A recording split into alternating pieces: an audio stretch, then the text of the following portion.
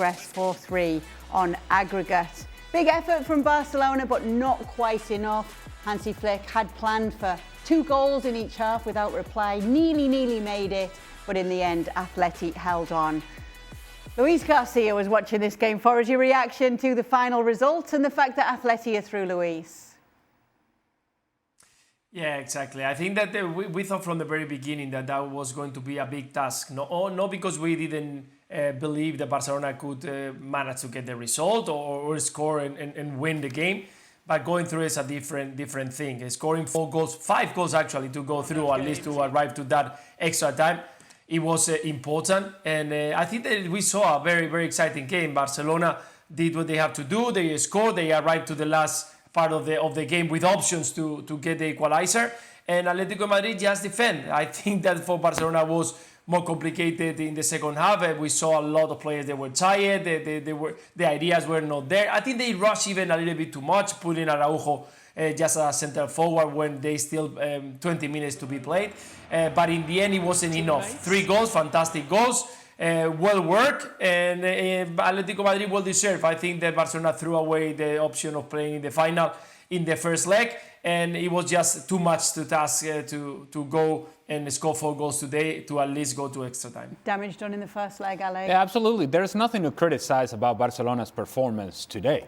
Today, they were outstanding. The amount of pressure that they put on Atletico Madrid, how they were able to press and repress the ball and force turnovers and be on top of Atletico Madrid and creating opportunities and creating chances and scoring goals and building momentum. In the end, I think it's something that Luis just mentioned there. They seem to run out of ideas and run out of legs because they have put so much of the effort in the first 45 minutes in trying to give themselves a sense of belief that maybe, just maybe, they were going to be able to do this. Again, about today's performance, you really would have to nitpick and kind of say, well, they could have done this or they could have done that. You won the game. You dominated Atletico Madrid in every facet of the game. You won it 3-0, but you needed 4. And so to your point, yes, everything was done or all the damage was done in that first leg. As for Atletico Madrid, I don't know if I should congratulate Atletico Madrid in going through to the final. Then they certainly don't care whether I congratulate them or not, and Diego Simeone wouldn't care either. They just want to be through, and that's it. I just think there is so much more for this team to give in terms of challenging Barcelona's possession today. They were so accommodating for Barcelona and just withstanding pressure and sitting behind the ball and inviting Barcelona. Fine, invite Barcelona all you want, but you have to have a threat in the attack that can turn Barcelona around. We kept saying, leading into this match, we have no question that Barcelona is going to score. The question is whether they can keep Atletico Madrid from scoring. And Atletico Madrid never really gave themselves an opportunity to go and try to test Barcelona. The last, I guess, 5-10 minutes of the first half, we saw a little something different from Atletico Madrid. But then after that, it's just further back and further back and further back. They themselves, I think, made this far more stressful than it needed to be, unable to really handle and manage the game the way it should have, and they were essentially so vulnerable to the pressure of Barcelona and unwilling and unable to play beyond that pressure. Give credit to Barcelona, they made it that kind of game, and Atletico Madrid just said, well, you know what, we're just going to hang in there and hopefully we're going to get through rather than play their way out of it. And they did, so they are through, and they've got to be favourites now, Luis. Obviously, it's going to be Real Sociedad or Athletic Club. They've got to be favourites to do what they did back in 2013 and win this. Yeah, on paper, yes, because Atletico de Madrid, because they are higher on the table, but I have to tell you that the Athletic Club de Bilbao is not an easy game, much more in the Cup. You know that they managed to bring that inspiration in these kind of moments. And Real Sociedad, with the Rino Materazzo, the new coach, has been a totally different team that we saw in the beginning of the season. I think they only lost one time in the last 10 games, something like that, and playing well and being aggressive and being intense like we've seen today Barcelona. So any of the teams, I think they are going to put a very competitive game in the final. We'll have to wait and see. But on paper, we should say that Atletico Madrid is favored because of the history, because of how they are right now on the table, but not because of what we saw tonight's game. Go ahead. I just wanted to say, and make sure that we pointed out how much of a damage this is for Barcelona. Not necessarily because they're not advancing into the final Copa del Rey and missing out on an opportunity to win a trophy. And that in itself is one story. But think about the injuries today. Jules Koundé out, Alejandro Valde out, who had just come on from Jules Koundé. You already have concerns coming into this game in terms of some of the injuries that you have had, mentally and physically exhausted from this match, and then you have to play against Atletico Bilbao this weekend. And so you think about moments in a season that you invest so much into this game because you needed to win this game, desperately so, for nothing, and you put everything physically and mentally into it. Now you have injuries, now you have concerns, and now you have to prepare for a difficult match this weekend as well. It's not just about having lost the opportunity to go into Copa del Rey final, it's everything that comes with it, and I think there will be a hangover from this match for Barcelona, both physically and mentally. Yeah, obviously the mental side of things there, but as Ali said, it's been hard to criticise Barcelona in this second leg because of what we saw from them. Obviously, before the game, Luis, there was a lot of talk about Lamine Yamal and how with him it was massively a possibility, and he definitely gave his all tonight. Yeah, we saw that he was trying from one side, the other, right, left, crossing, shooting, and trying to assist. This one was fantastic. Yeah, the change of pace and finding the Bernal in the middle, it was great.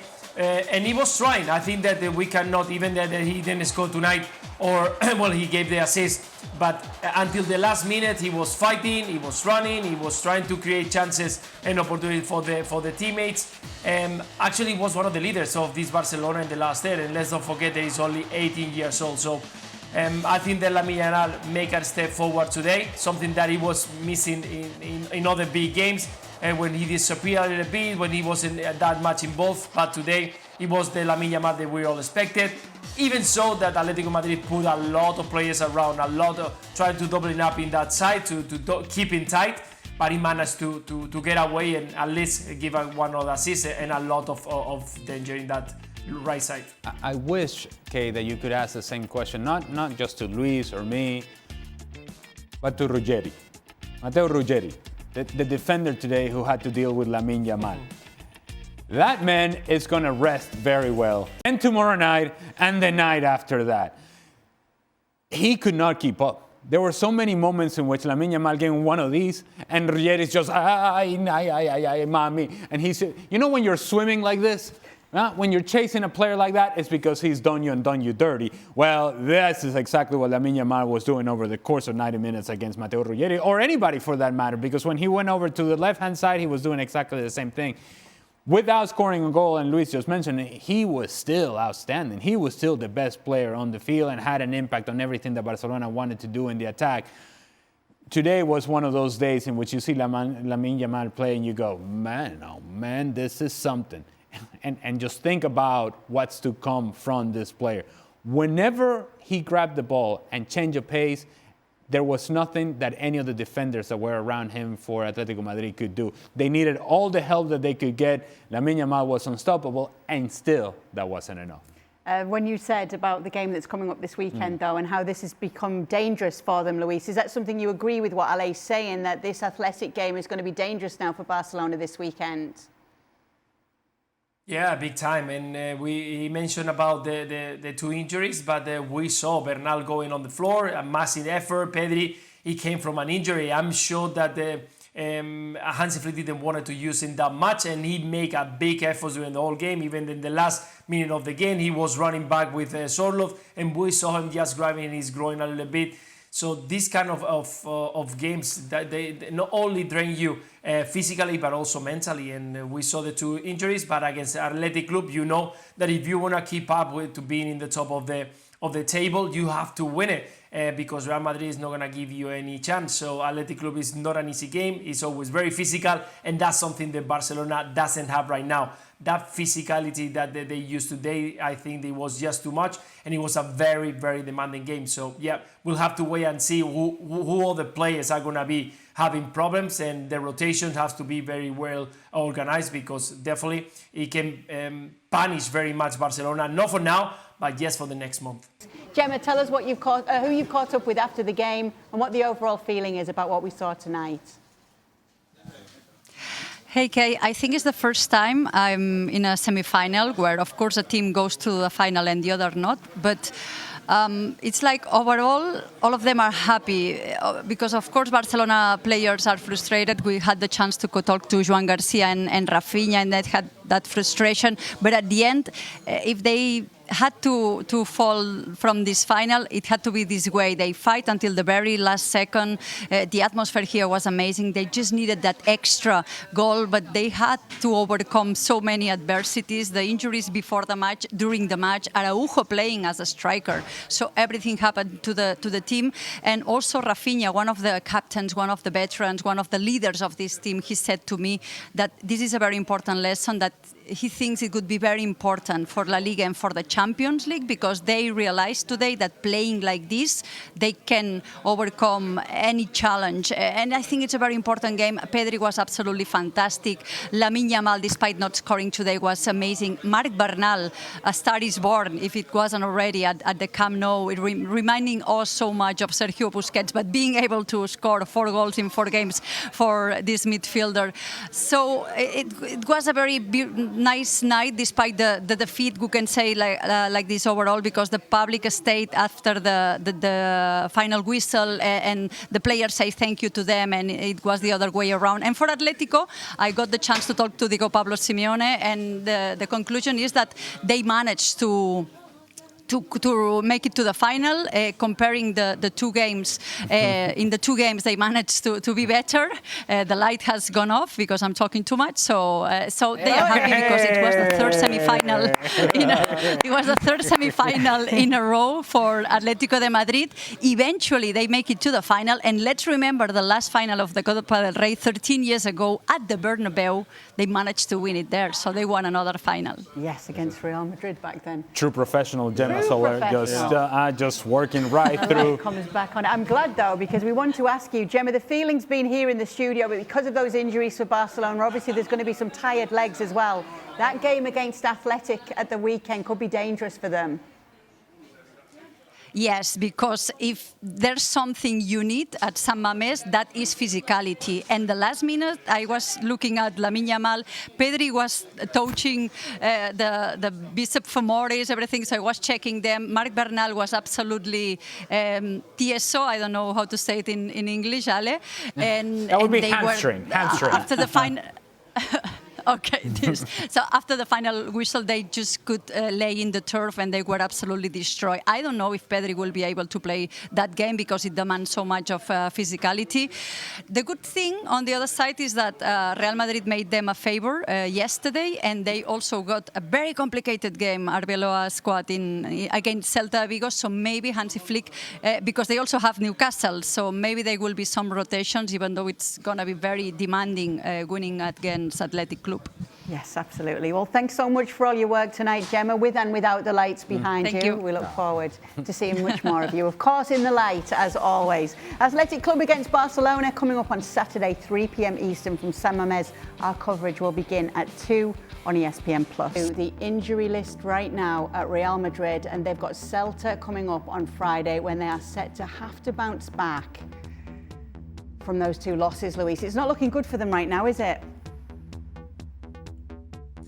No, not at all. And Arbeloa knows very well the academy players, and he tried to introduce the other day Thiago Pitar in the middle of the party. They work as good as he was expecting, but now he's going to have to go there, have a look, and bring the best what they have, because it's the moment. In the moments of crisis and the players that you got injured, you're going to have to use the academy, and we'll wait to see if they can bring something different, they can cope with the expectations, because the fans of Real Madrid are going to be waiting for them to do it. It's not an easy moment for Real Madrid because of the defeat against Getafe. That is one of the small derbies, but it's still a derby. But definitely they need to close the gap with Barcelona of 4 points and trying to bring it to 1 and at least put pressure on Barcelona. Not an easy task, looking at the way that they got built up the team. But it's what it is right now, and Arbeloa at least knows very well what he's got behind. Yeah, a lot of players missing for that game against Celta, and not going to be easy. No, and it's Arbalaídos, and Celta it's a team that has enough in the attack to create enough problems against Real Madrid. But beyond making this a conversation about Celta de Vigo, when you think about crisis for Real Madrid, you would have thought we already had that. You would have thought that we already left that behind. If you're a Real Madrid player, if you're a Real Madrid fan, the crisis was, okay, there goes Xabi Alonso. It comes a new manager. The team is playing well. We're first in La Liga. And that lasted a grand total of a couple of days. And that's it. And from then on, the injuries have piled up. The performances have gotten progressively worse. And you just have to say, when you watch this team play right now, do you have certainty that they're going to win every match they play? And the answer to that is unequivocally no. No. It's more likely than not that they're going to have a difficult game, more likely than not that they're going to have struggles, and they're going to have to survive, dare I say, survive at Balaídos in order for them to get 3 points.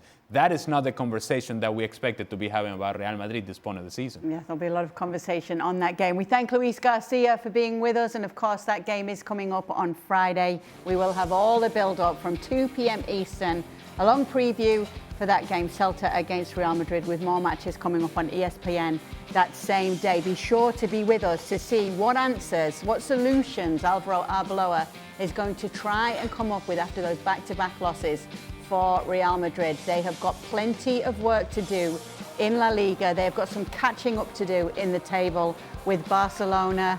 And we do know that La Liga is something that they do plan to get their hands on come the end of the season. So, yeah, no would be the thing you would be saying if you're a Liverpool fan. You'll be cheering if you're a Wolves fan. Getting the winner at the end of this. Wins have not come easily to Wolves at the bottom of the table right now. But doesn't that just tell you how things have been for Liverpool this season? What a damaging defeat that is against the side that are bottom of the table in the Premier League. Here's how things are looking at the top half of the table. Liverpool in 5th outside the top 4.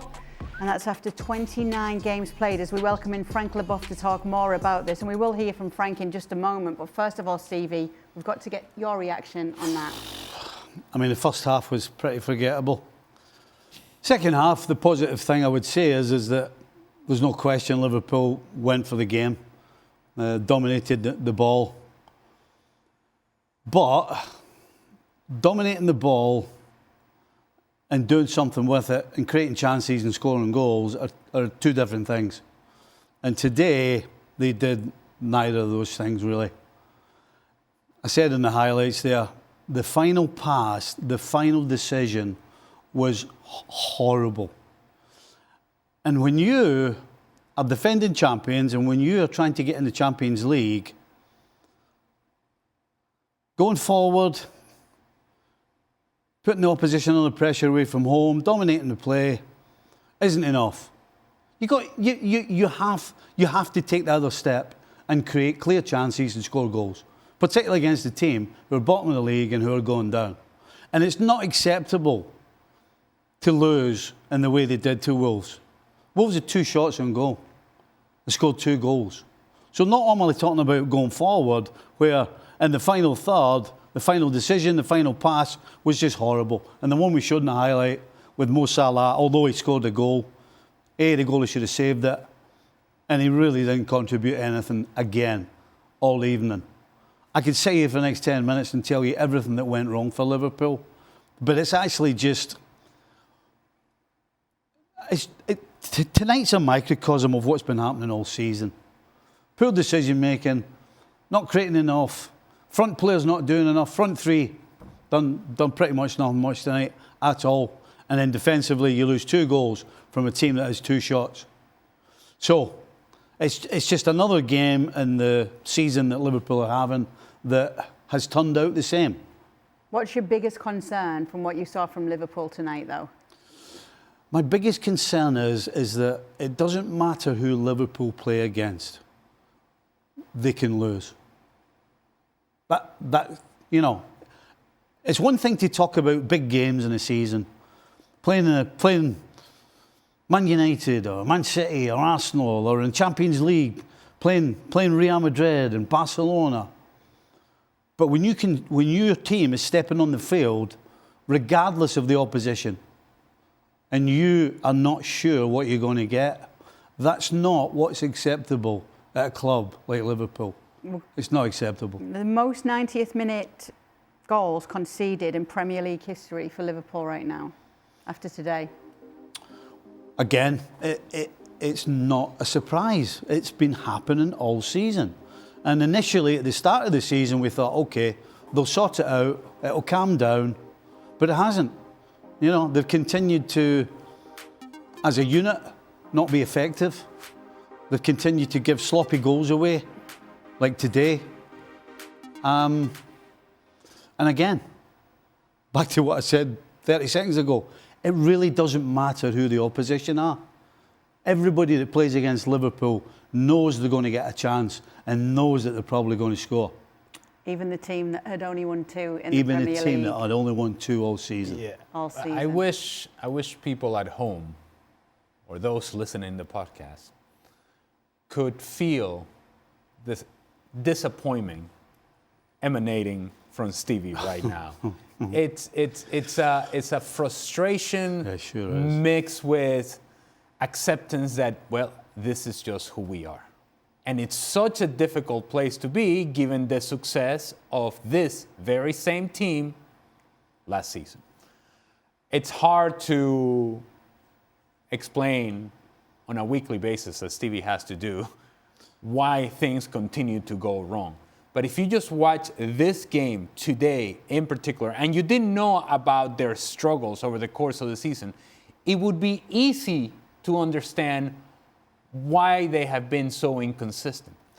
Their inability to complete passes with precision in the final third, their inability to move ahead of the ball, and once they get into tight areas, that those quick combinations actually amount to anything productive. Their inability to make the correct decision when they're isolated in 1v1 situations in wide areas. Take somebody on. Please, somebody get the ball and get after a defender. And it just doesn't happen. They turn away from it and they pass the ball backwards. And then how vulnerable they are to 1 or 2 passes being completed out of pressure by the opposing team, and now Liverpool are depending on Konate or Van Dijk or somebody with a sliding challenge filled with desperation to try to salvage something. This team is far, and I don't have to say this to Stevie because he knows it, it's far from what the expectations were coming into the season. And now that the expectations have changed dramatically, they're still far from where they need to be in order to somehow salvage a season that seems otherwise lost. How damaging is this result for Liverpool tonight, Frank? Well, I guess big time. And if there is an acceptance from Stevie, I mean, in a neutral point of view, you say, what? They are fighting for a spot in the Champions League? This team, that you don't see the difference between them and the last team in the league, that's appalling. Comparing to what we saw last season, comparing to even what we saw at the beginning of the season, where they were scoring goals last second every games and winning and getting points. But I don't recognize some players, and I don't know if it's if we can talk about professionalism. But they don't have the guts that they had before. I mean, the goal they conceded, the first goal, Van Dijk, who is named one of the best defenders in the world. I mean, I've been moved, pushed like so easy. I could have done that as a bad defender that I was, because I wasn't the best defender in the world. I had all the tools, but not a person like Van Dijk. I don't understand that. What's wrong with him? But what's wrong with McAllister? What's wrong with Gravenberch? I don't even talk about Mo Salah. He scored a goal today, but you showed the last part that he should have given to, I forgot who he was, maybe Szoboszlai, but that was insane.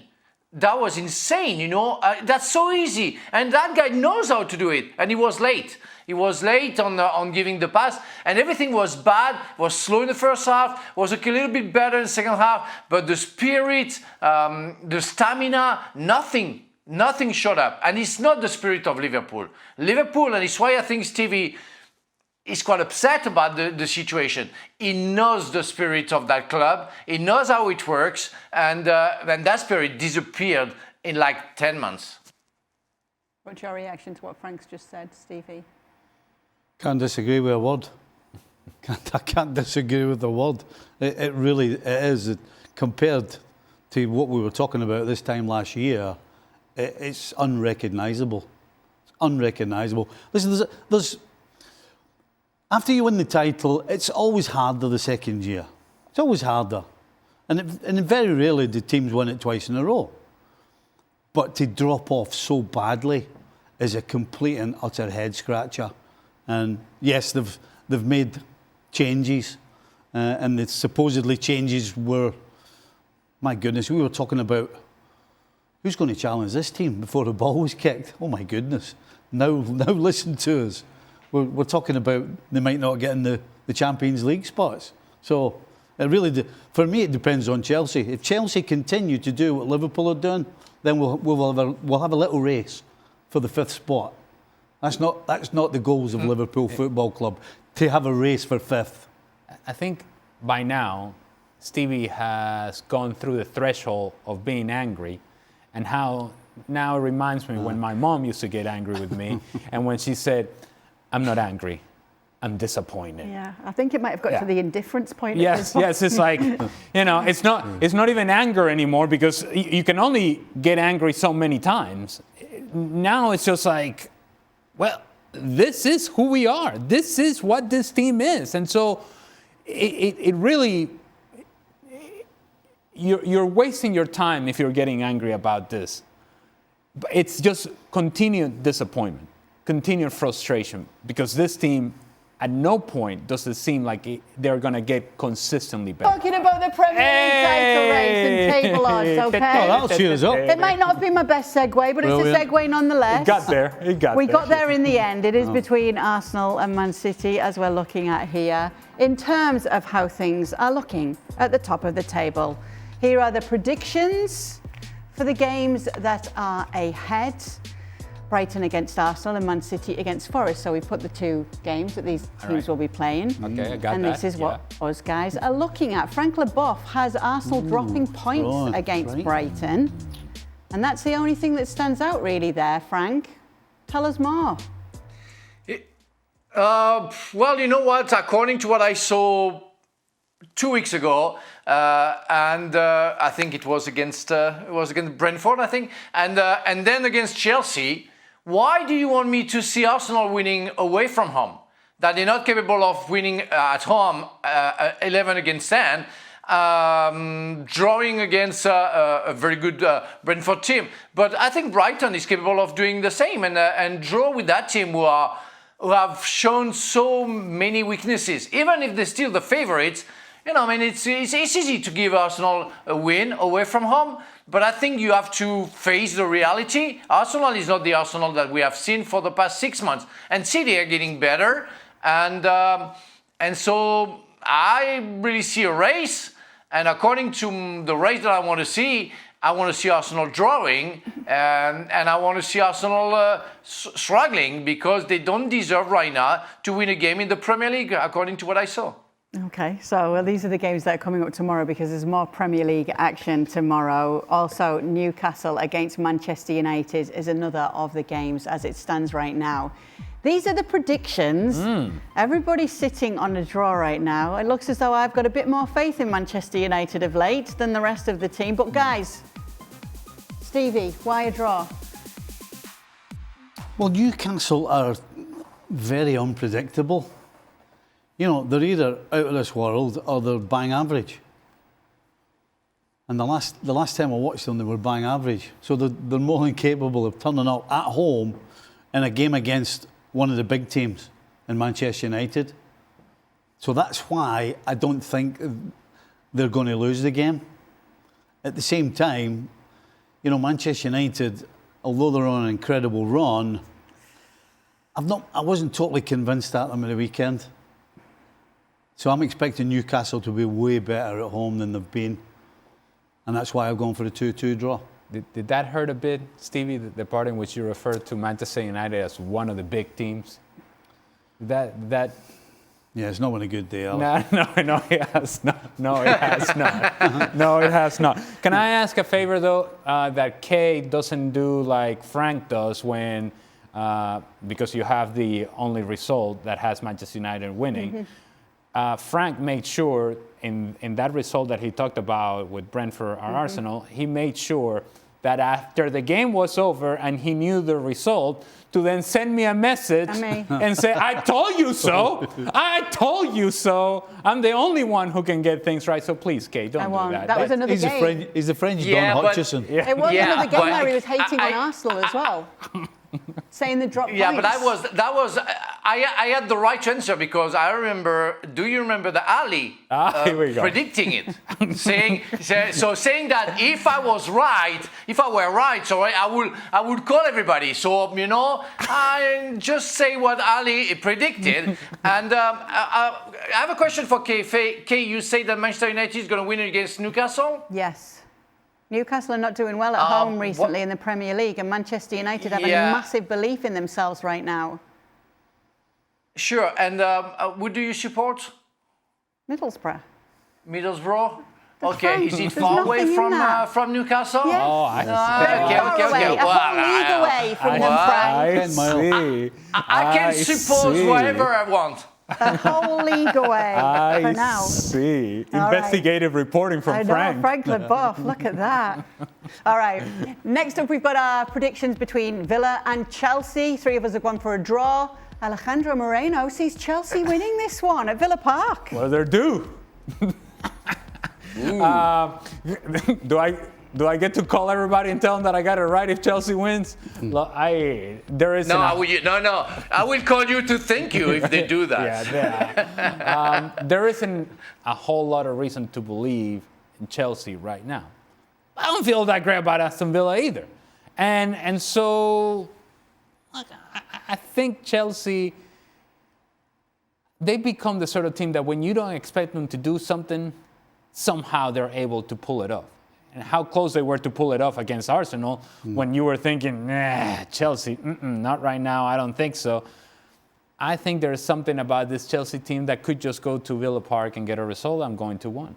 Okay, well, we'll wait to hear from the guys tomorrow on our WhatsApp groups. Sure. Make sure to tune in on ESPN FC tomorrow to find out who's right and who's wrong as we look back on more Premier League action. Football Americas have been discussing the World Cup expectations for the US men's national team as we take a look at their schedule. If the seeds hold and USA win their group and gets through to the round of 32, they'd face Belgium as the highest ranked side in Group G. So we would like to get the panel's expectations from this US men's national team, what they would be seeing as success for Pochettino's men going into this tournament. I'll start with you, LA. So this is assuming that the United States wins the group. This is assuming that. And it's a big assumption when you consider that one of the teams that could potentially go through that UEFA path is Turkey. Now, why am I saying that this is a big assumption? It's because the last time that we saw Turkey play against the United States, it was here in the United States in a friendly, and Turkey housed the United States. They were dominant. They were far better than the United States were. So we have to then assume that the United States are going to take a big leap from that performance, and they have grown so much that now they're going to win the group. And if they do that, then I think it's realistic to think that the United States should get through the round of 32, should get through the round of 16, and then it's the quarterfinals. And that's when I think, if I'm looking at success for the United States, a quarterfinal appearance at home would be that, would check that box. And in all honesty, thinking about beyond the quarterfinals would be unrealistic. It would be a bonus. It would be a plus. It would be great. Go USA. I love you so much. Land of the free, home of the brave. Yeah, and that's about it. I just don't see this team built to do something else other than getting to the quarterfinals. Stevie? I always find it tough in these sort of situations to look too far ahead.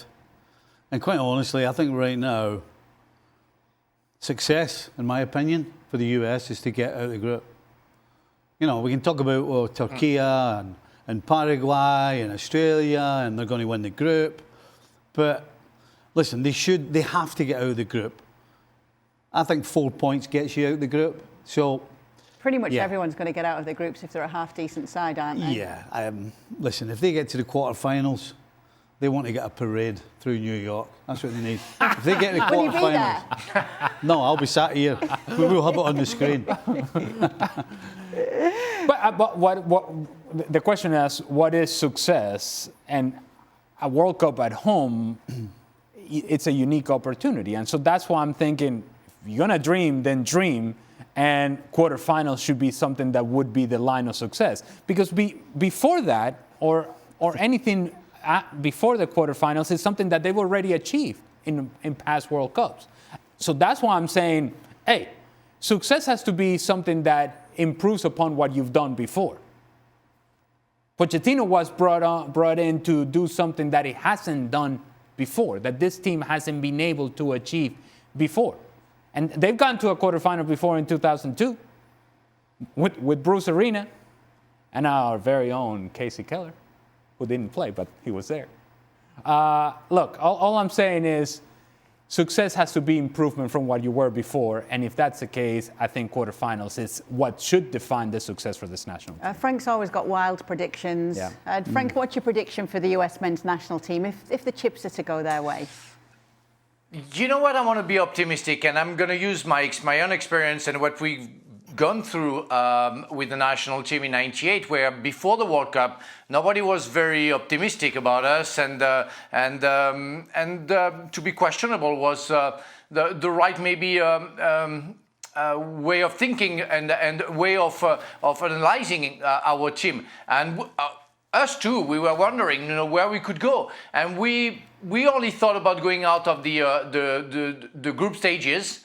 And as Stevie said, and you play one game after one game, and you never know, and you build something, and maybe, and Ali was alluding it, with the pressure, the pressure, the good pressure, the positive pressure of the fans, the medias, and everything, you go game after game. So I'm not saying that United States has the same strength that we had with the national team, that maybe we didn't know, but you never know, especially when you play at home, what can happen. And I want to believe that the fans will bring some craziness, and maybe United States can go further. But yes, I agree with the guys. Quarterfinal will be kind of an achievement with what we are seeing right now with the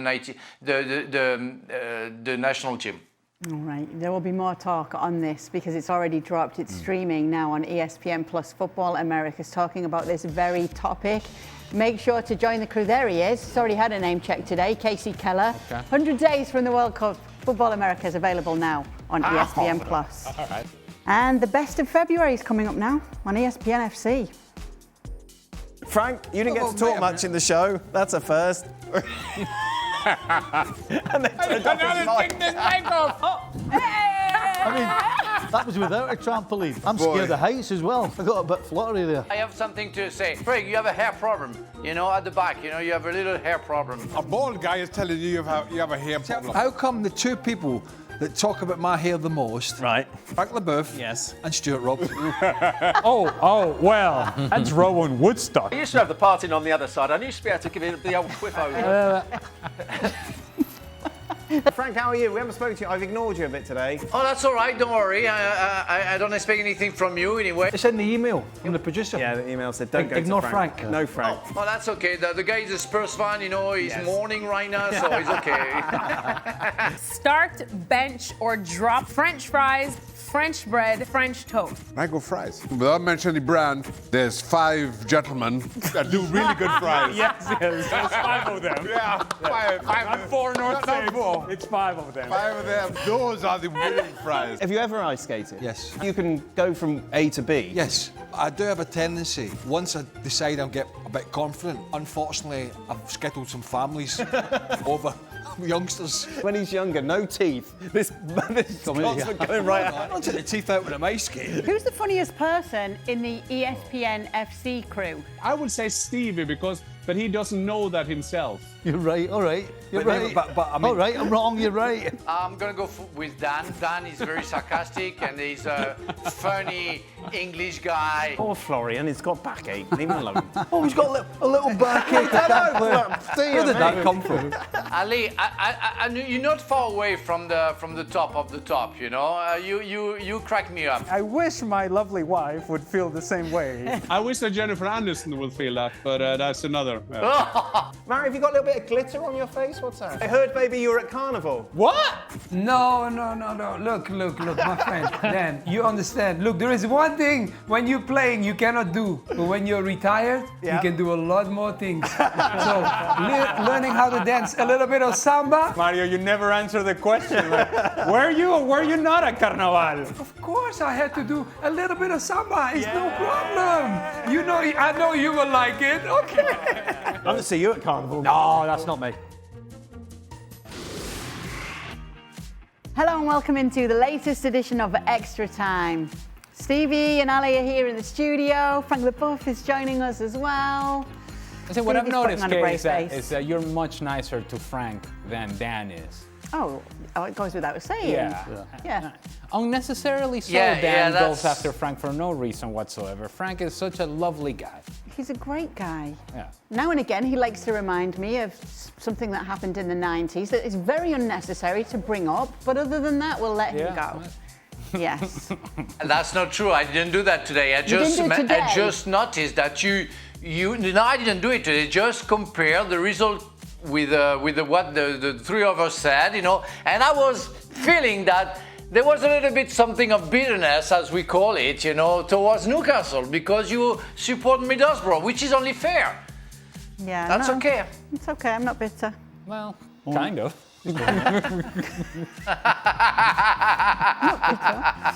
Okay, first question. Oh boy, how many swear words did Stevie say after Wolves scored their second goal?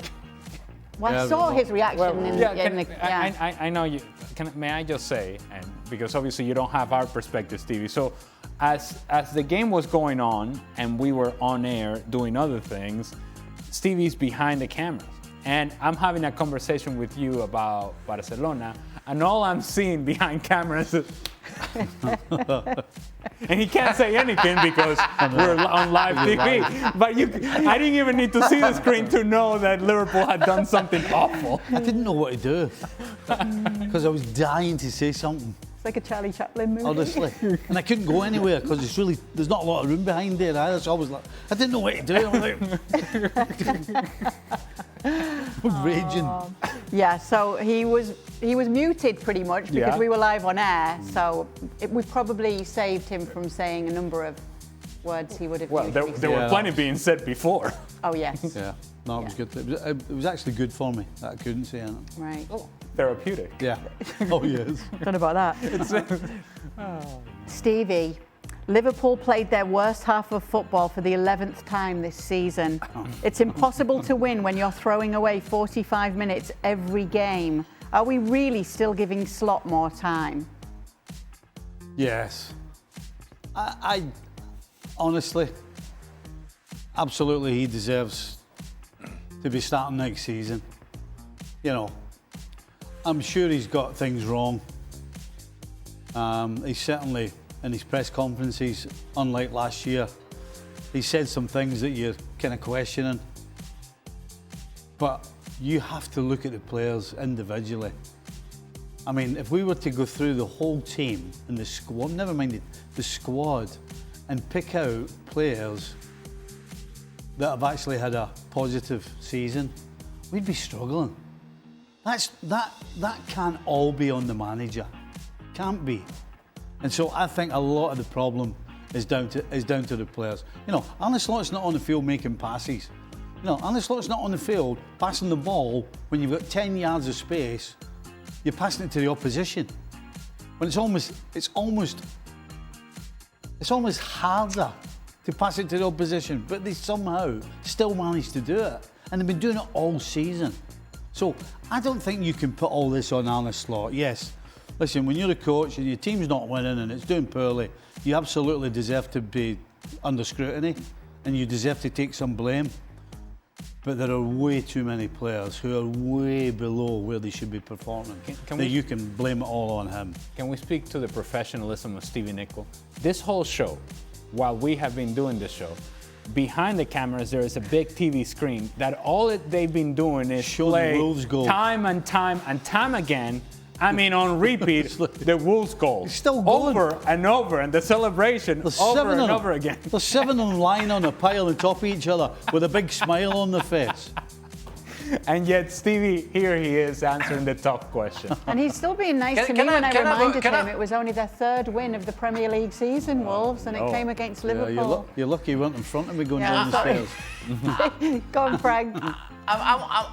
Yes, I want to talk to Stevie and maybe ask him what he thinks about that. Last year, Liverpool played very well the first 6 months. And I really think it's because, what happened with Klopp before in the years, that the players, they worked under Klopp and they were still carrying that spirit and that pressure that Klopp put inside the dressing room. Even if he was working as a father, as a friend sometimes, I think he worked very hard to make sure that everybody was spot on every game. And that's worked for the 6 months after he left. And then we started to see what was lacking in the dressing room. And Arne Slot wasn't capable of reprocessing in a way. And it's why maybe I really think that there is a real question for Arne Slot. I think that guy is not capable. Yes, they made some changes, but he's not capable of reprocessing or redoing what Klopp was capable of doing years after years. I don't disagree with that. I think every manager goes about it in a slightly different way, and clearly Arne Slot's personality is completely the opposite to Jurgen Klopp. So I think at the end of the day, Frank, that's just another thing to throw in the mix of what's going wrong. I 100% agree that's part of the problem, but I think there are probably 4 or 5 other things, and you put them all together, and that's why we're seeing what we're seeing. But I wouldn't disagree with your point, Frank. I think there's no question that, it's tough to explain to people outside the professional side of the game that pressure is a good thing. I'm not just, I'm struggling to get pick up a penguin. But you need pressure to perform at the highest level. You actually need the pressure. You're laughing at that. Sorry. Oh no. Are you all right there? I'm all right. Okay? Sorry. I have a right to break down, Stevie, because they're still showing the goals of Wolves. No, so you do, to perform at the highest level, you do need a certain amount of pressure.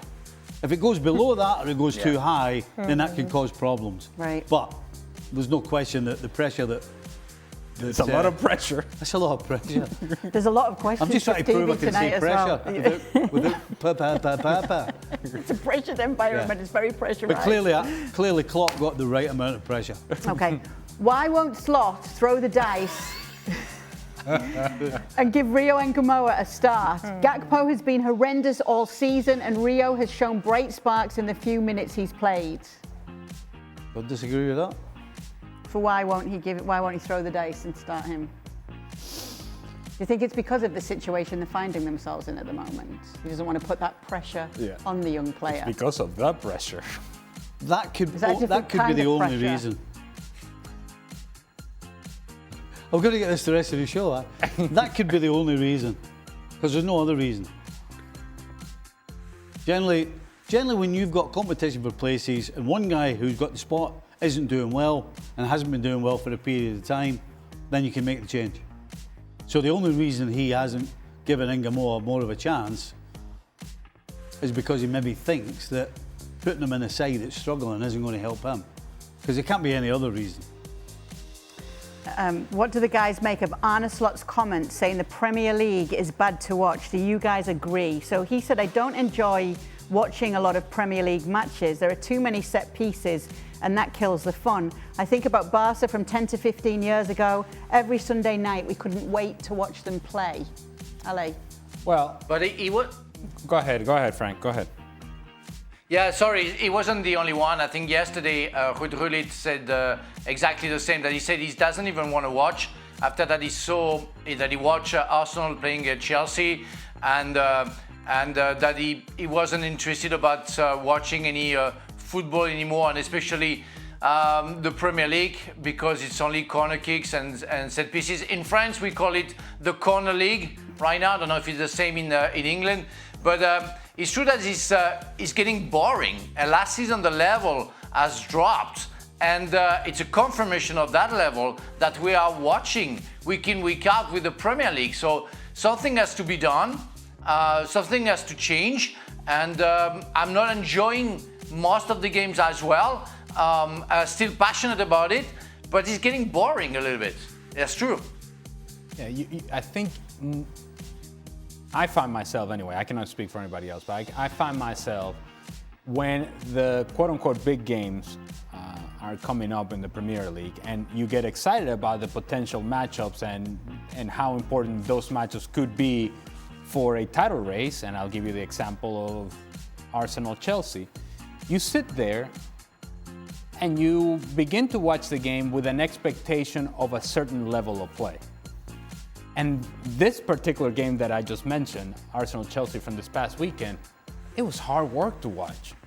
And I don't begrudge Arsenal for depending on set pieces. If they do it very well, then so be it, you take advantage of it. But where I do have an issue is that when that becomes the angular piece of your attack, that you depend on that heavily, that it's not just an asset that you can use, but that becomes the thing that separates you from the rest. And because they have done it so very well, then other teams are now placing even more focus on it, both defensively and offensively, and it then becomes this corner league, as Frank is mentioning. But just even before we get to the corner kick, I don't begrudge set pieces, but before we get to the corner kick, the level of play in between the two 18-yard boxes, it hasn't been all that great consistently. And too many of the teams that we consider to be high quality in the Premier League, say for example Liverpool, are underperforming. At times this year, Manchester City has been incredibly boring to watch. They have improved some, but incredibly boring to watch. And so whenever we see a one-time sort of like pass combination between Manchester United, which they have done over the last month or so, you go, whoa, hey, look at one-time passing, movement of the ball, movement beyond the ball, runnings in behind. Look, it's a diagonal ball, and you those are things that should happen regularly, and they don't. And so I would say that there's been a downswing in the level of play, which then makes it heavily dependent upon set pieces, and of course it makes the games hard to watch. All right. Stevie, who's performing worse compared to pre-season expectations, Liverpool or Spurs? Boy, good Lord. Oh, that is a tough. that seems silly, but that is a tough one. Well, that's to be Liverpool. I mean, we expected Liverpool to win the league. Yeah. And Spurs finished 15th or 17th last year? One of the two, right? And so we expected Spurs to be better, but nobody had them anywhere close to Champions League or European places. Whereas Liverpool, it was, favourites for Champions League, favourites for Premier League. So yeah, it'd have to be Liverpool, because we knew Spurs were capable of struggling. Not one of us said Liverpool were going to struggle at all. And you agree with that, Frank? Yeah, 100%. Yeah, 100%. Nothing to add.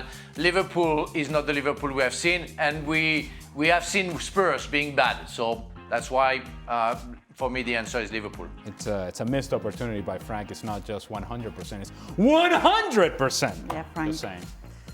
Oh, that's you. Oh, no, well, That's you know, but see, I'm willing to share, Frank. Artistic license. Which player do you thank see, you. Thank you. Ale, which player do you see exiting Madrid first? Mbappe, Vinny or Jude?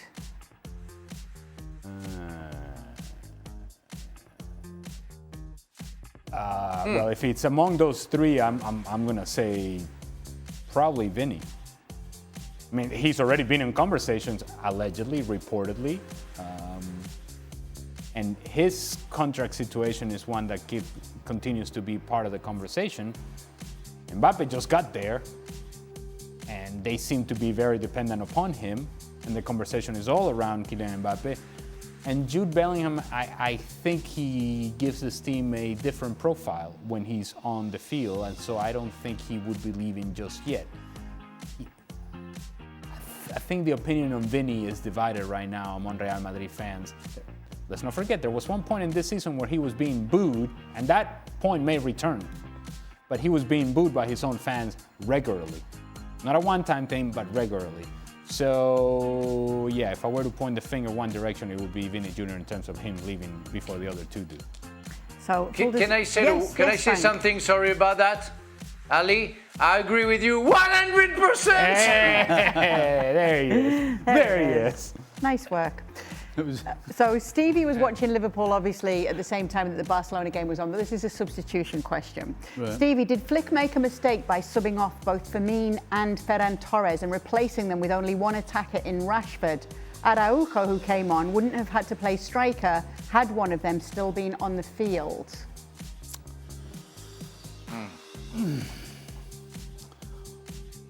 Well, the question is, when you make a substitution and you're deciding who's coming off, you're figuring out who's done what and who's going to do anything. And did Firmino and Torres do enough? Well, this is what I would say. Enough to stay on? Well, what I would say, Steve, is that I think it makes sense to have this Twitter handle because it's upon review football. And upon review, it's easy to then have this question and pose this question to Hansi Flick. But what you're not accounting for when you're Hansi Flick is that Alejandro Valde is going to get injured. When you had just brought him for the injured Jules Koundé. You're not anticipating that that's going to happen, and then that throws everything into a spin as to what is it that you're supposed to do and how do you make up for now a left back that is no longer there. And so, yes, in retrospect, you would have wanted to have had more options coming off the bench in terms of the attacking talent, but you were making substitutions based upon the team that was available to you prior to injuries. It's difficult to account for injuries that are about to happen, especially a guy that came off the bench for another injured guy. You know, the fact that you're putting Araujo up front tells you the situation of the game demands. You know, it's nice to knock the ball around, play football, create chances, but when you've only got a certain amount of time left, eventually you have to put the ball forward early. And if you're putting the ball forward early, I think I would rather have Araujo up there fighting for it, and then you try and win the second ball. So, yeah, I think it's 100% situational, and that had no problem with what he did. Yes, it is. Frank Zamora was laughing while he was saying it, wasn't he? But you really delivered. Oh, I went for it. You brought it. Yeah. You got to pull the heat back. No, you were good. I have a 1 second delay when you speak. It's why I'm a little bit late. Oh, we thought it was you, Frank, not the delay. No. Last question, how does Kay feel that Rob Edwards has made Wolves the giant killers in recent weeks? Oh, well, that's a touchy subject because, look, Kay is a very nice lady. Very nice lady. She behaves very well. Much nicer than Dan Thomas, for Much sure. nicer than Dan Thomas. But as soon as that man came on the TV, she changed. Yep. She changed and it was scary. Yeah. Am I making this up, Kay? It wasn't... What? She changed. Yeah.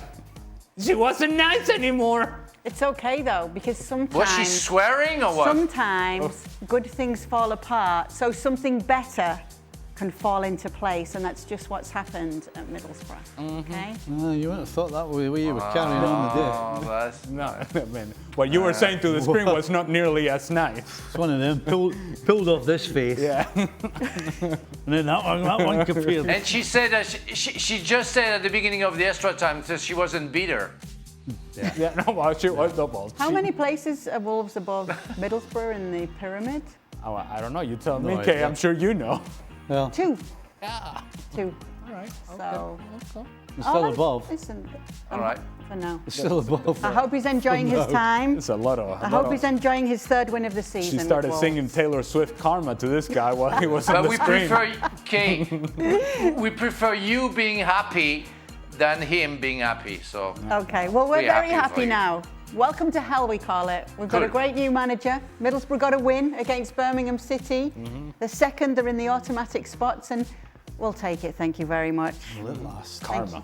Thank you for what you did at the beginning of the season, Rob Edwards. We'll leave it at that, shall we? Yes. Good ESPN riddance. FC, available daily on ESPN Plus. Congratulations to Wolves for their 3rd win of the season. Oh. Aye, all right.